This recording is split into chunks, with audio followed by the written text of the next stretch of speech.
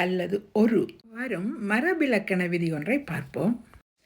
ஒரு என்ன நிலைமொழி சொல் உயிர் முதல் வருமொழியுடன் சேரும் பொழுது ஒரு என்பது ஓர் என்று ஆகும். உதாரணம் எடுத்துக்காட்டு பார்ப்போம். ஒரு எண்ணின் நிலைமொழியுடன் அணில் என்னும் வருமொழி சேர்ந்துள்ளது. அந்த ஆனா அணிலில் உள்ள ஆனா உயிரெழுத்து. அப்பொழுது அது ஒரு அல்ல ஓர் அணில் என்று மாறும். அடுத்து ஒரு மாடு. மா என்பது உயிர்மெய் எழுத்து. ஆகவே நாங்கள் ஒரு மாடு என்று எழுதலாம். அடுத்த உதாரணம் ஒரு ஆடு.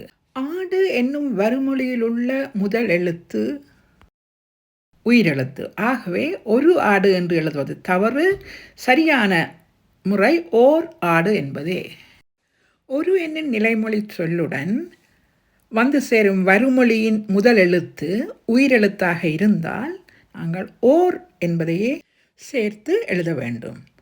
இதுவே மரபிலக்கண விதியாகும்.